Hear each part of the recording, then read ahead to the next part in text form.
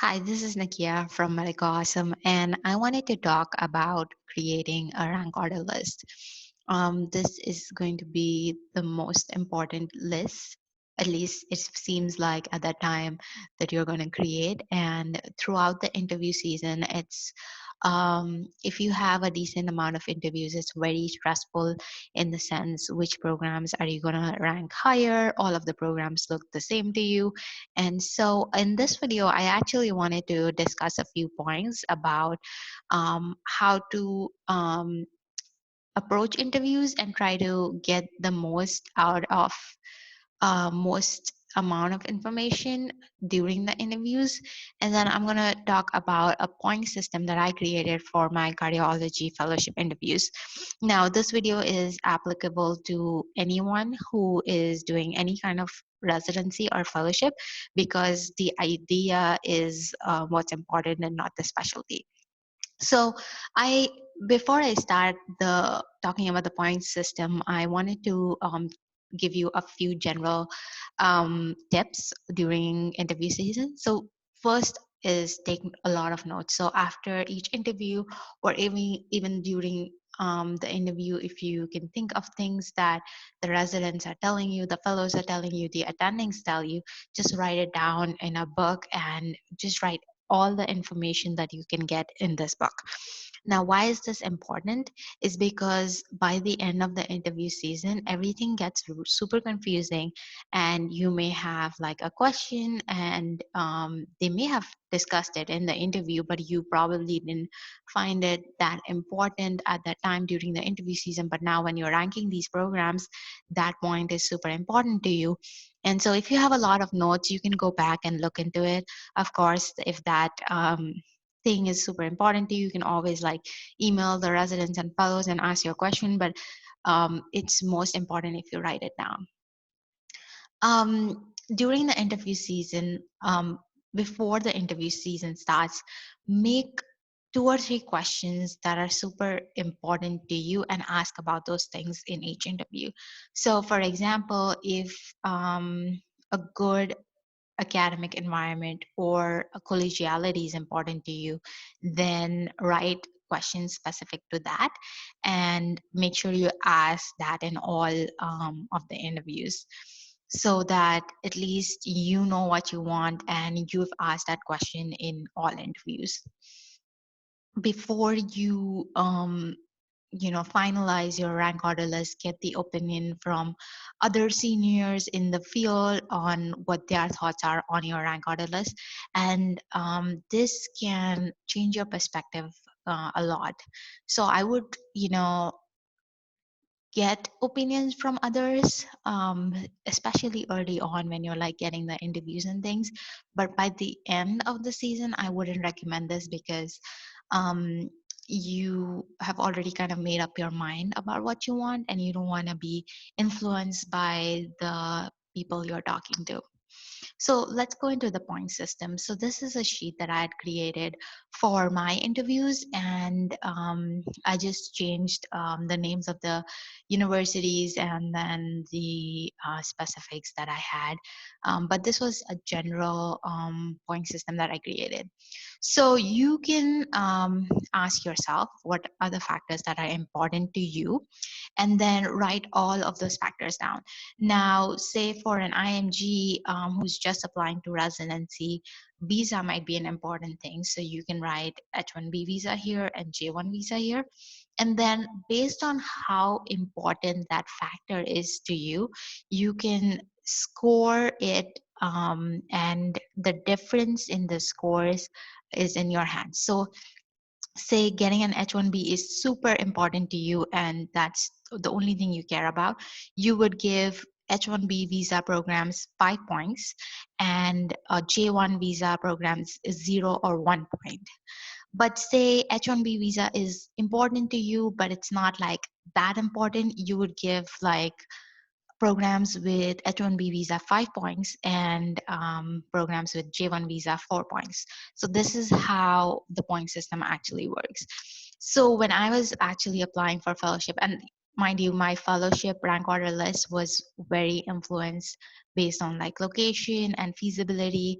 And during my internal medicine residency, I did not, you know, think about those things. They were not that important to me. So your preferences are unique to you, and you should always be mindful of that.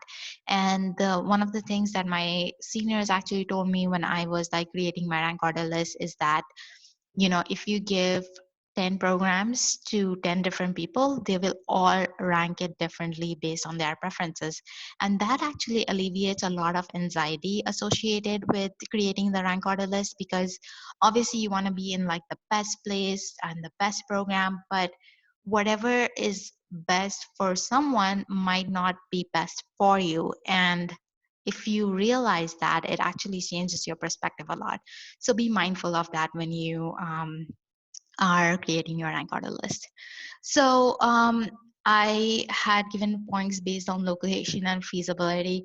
There was a program which was too west from me, and then that's why I gave it 0 points. Some locations were ideal, so I give them 5 points, and then it's just like the point system is yours, so you can give any amount of points to any program as you like. I also scored them based on their academic environment, how much research and teaching was there in the program. I looked into advanced fellowship matches, and for residency, maybe fellowship match is an important factor to you. And I just wanted to get an idea about, like, what kind of physicians the programs are capable of producing. um, and good vibes from the program is like a really important factor to me. Like, if the program gave me good vibes, it was an important factor to me for sure.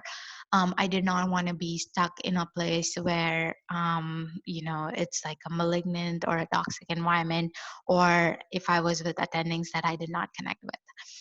um, so in-house fellowships were somewhat important to me in the beginning, but then later on during the season, I realized that I could, I have my own potential to match in any other fellowship I want. So then in-house fellowships weren't that important. So during my main point system, I actually changed the points a lot. And you, because it's your point system, you can actually modify the points as you like it. um, and then advanced heart failure exposure is another thing that I changed the points a lot for. Initially, I was like, well, it doesn't matter where I go, and then in the end, I was like, well, if it's a transplant center, it's probably more advanced, and it will give me more exposure to all subspecialties in cardiology. So those were the things I was thinking about. I mean, you could add like a number of things over here, like say advanced imaging exposure, visas, anything you want. And just remember that the point system can get confusing in the end, because there are just a number of points you can allot to this method. And as you see, like after I created my point system, a lot of programs had like 35 points. Like there are 3 programs, but then this is after I made a lot of changes in the point system. So in the beginning, I had like 8 programs with 35 points. Brownie points are just like points that you just give because you love a program so much. So this particular program that I really loved, I gave brownie points to, and it was my first choice. So it was pretty straightforward. My first choice. This is where I want to go, and that's my first choice. And for most people, like the first 3 places are easy to decide. Like you just know that these are the places you want to go. It gets confusing a little bit in the middle, and um, my mentor actually told me that if all things are equal, then choose the better location. And I think that's like a great way to differentiate which programs you want to go to. So for example, say like all of these programs had like the same kind of academic environment and everything were equal, I just ranked them which ones were closer to my family at that time. And then social support was also important to me. So if you have like, you'll have like a good friends or family or like a good community, then you just rank those programs higher. And sometimes you can also have like a standard program, a program that, for me, ABC was a standard program, or like a gold standard, if you would call it. And then any program that was better than this gold standard program had to be above the standard program, and any program that was similar or not as good as the standard program goes below the gold standard, whatever the program that So there were like programs that were very similar to my standard program, and just based on location and social support, I probably like mixed them, and I put like the program which was closer to my family above, and then the program which was very cold, if they had a really cold weather or they didn't have social support, I put them below. And that's how I created my program rank order list. Remember that this is like a really personal decision. It changes based on everybody's preferences, and I know it's a very tough thing to decide, especially because like by the end, all the programs look very similar, and everybody gives you like a good vibe during the interview season. All the programs look similar, so it's really hard. Make sure you ask a lot of questions, and make sure if you really like a program, then get as much as information as you want about that program before you rank it. So there was this really good program that I liked. So um, yeah, so for that program, I had like heard mixed things about that program. That was like really busy, and that I would be overworked there, but I really liked it. I liked the vibe over there. I like the people.